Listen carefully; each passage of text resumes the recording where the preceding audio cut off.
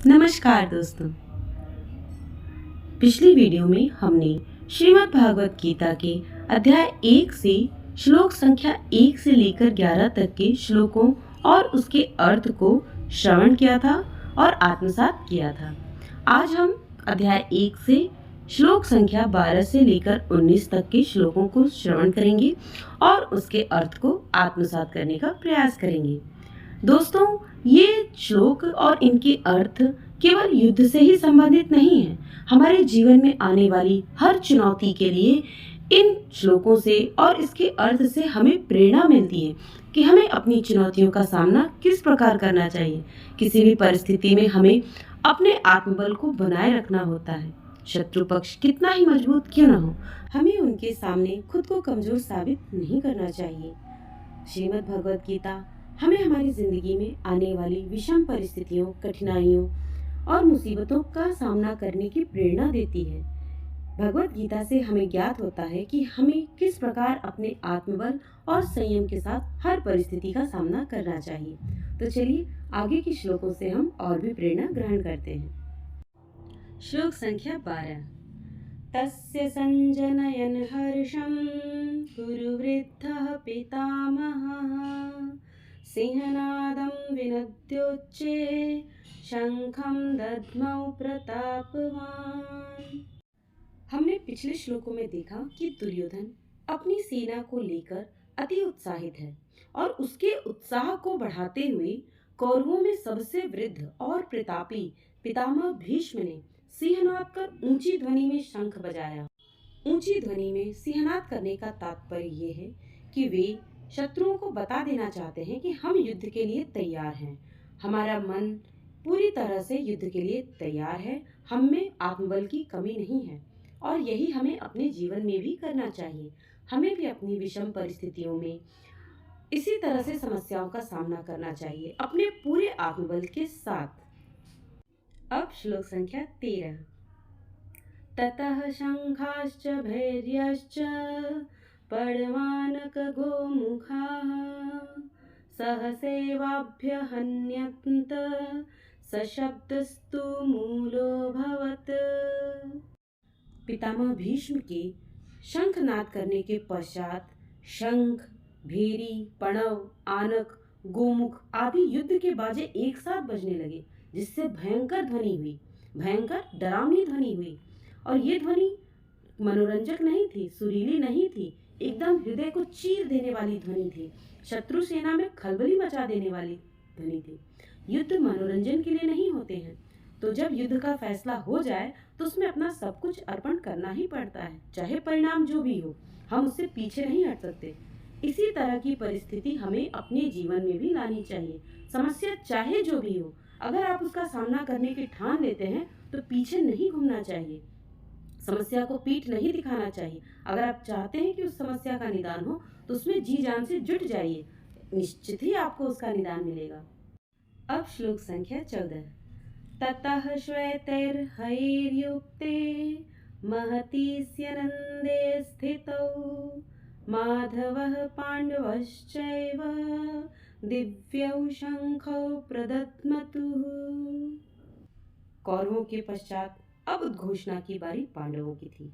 सबसे पहले सफेद रंग के घोड़ों से युक्त उत्तम रथ में बैठे हुए श्री कृष्ण और अर्जुन ने अपने अपने दिव्य शंखों को बजाकर अपनी सेना का मनोबल बढ़ाया और उनकी ध्वनि से ऐसा प्रतीत हो रहा था कि जीत हमारी निश्चित है। हमें भी अपने जीवन में इसी तरह की स्थितियां लानी चाहिए। किसी भी समस्या का सामना करने से पहले हमें अपने आत्मबल से अपने आप को ये जताना होगा कि हमारी जीत निश्चित है। समस्याएं कितनी ही बड़ी क्यों ना हो, सामना हमारा कितनी भी बड़ी मुसीबत से क्यों ना हो, अगर हमारे पास आत्मबल है तो हमारी जीत निश्चित है। अगर आप सत्य और धर्म के मार्ग पर चलकर अपनी समस्याओं का सामना करते हैं तो आपको कोई नहीं हरा सकता। आपका आत्मबल हमेशा आपके साथ रहेगा। श्लोक संख्या 15। पांचजन्यम ऋषिकेशो देवदत्तं धनंजयः पौंड्रं दद्मौ महाशंखं भीमकर्मावृकोदरः। श्री कृष्ण के अलौकिक शंख का नाम है पांचजन्य। अर्जुन के दिव्य शंख का नाम है देवदत्त और भयंकर कर्म करने वाले भीमसेन के शंख का नाम पौंड्र है। इन्होंने अपने पौंड्र नामक शंख को बजाकर युद्ध की उद्घोषणा की। हमें भी अपनी अपनी काबिलियत के हिसाब से अपनी चुनौतियों को ललकारना चाहिए। श्लोक संख्या 16। अनंत विजयम राजा कुंती पुत्रो युधिष्ठिरः नकुलः सह देवश्च सुघोषमणि पुष्पकौ। ज्येष्ठ कुंती पुत्र राजा युधिष्ठिर ने अनंत विजय नामक शंख बजाया। नकुल ने सुबोध और सहदेव ने मणि पुष्पक नामक शंख बजाए। तो यहाँ हमने देखा कि सभी लोग अपनी अपनी ललकार से ये प्रदर्शित कर रहे हैं कि हम में युद्ध को जीतने की क्षमता है। हम युद्ध में हार नहीं मानने वाले हैं। चाहे कुछ भी हो जाए, हम युद्ध जीत सकते हैं और जीत कर ही रहेंगे। इसी तरह की भावना हमें भी अपनी समस्याओं का सामना करते वक्त होनी चाहिए। परिणाम जो भी हो हमें अपने कर्म से पीछे नहीं हटना चाहिए। अपने पूरे आत्मबल से उस चुनौती का सामना करना चाहिए। श्लोक संख्या 17 और 18।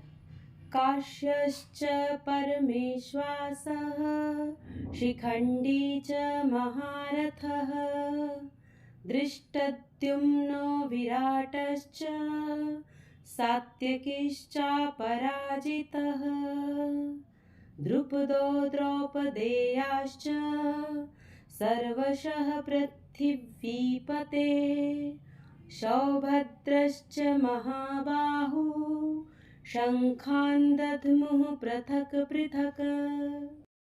कुंती पुत्रों के पश्चात धनुर्धारी काशीराज, महारथी शिखंडी, धृष्टद्युम्न, विराट और अजेय सात्यकी के साथ ही राजा द्रुपद, द्रौपदी के 5 पुत्र और बड़ी बाहुओं वाले सुभद्रा पुत्र अभिमन्यु सभी ने अपने अपने शंख बजाए और शंख बजाकर वे सभी अपनी उपस्थिति का आभास कराना चाहते थे और आभास के साथ ही वे ये भी जताना चाहते थे कि हम तन मन से इस युद्ध के लिए तैयार हैं। युद्ध का परिणाम कुछ भी हो, हम युद्ध से डरते नहीं हैं। हर शंख का अपना अलग अस्तित्व है, अलग ध्वनि है और हर कोई अपने अपने शंख के द्वारा अपनी अपनी उपस्थिति युद्ध में दर्ज करा रहा था।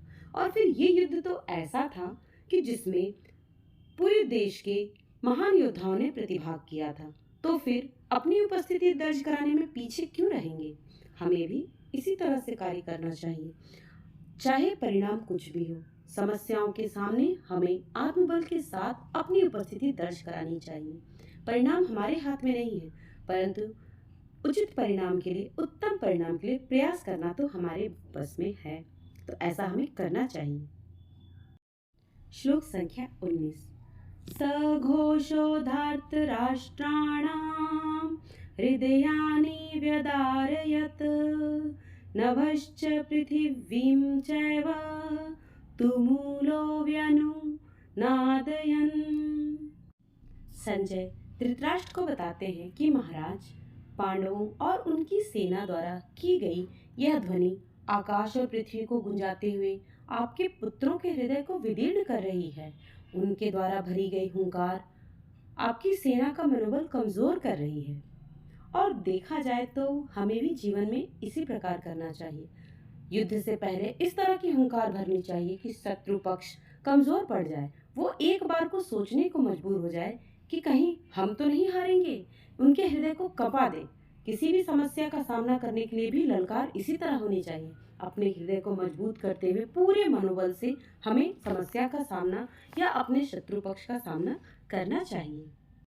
आज की वीडियो में इतना ही। आगे के श्लोक हम अगली वीडियो में देखेंगे। अगर आपको मेरी वीडियो पसंद आई है तो प्लीज़ मेरी वीडियो को लाइक कीजिएगा, शेयर कीजिएगा और मेरे चैनल को सब्सक्राइब कीजिएगा। धन्यवाद। जय श्री कृष्ण।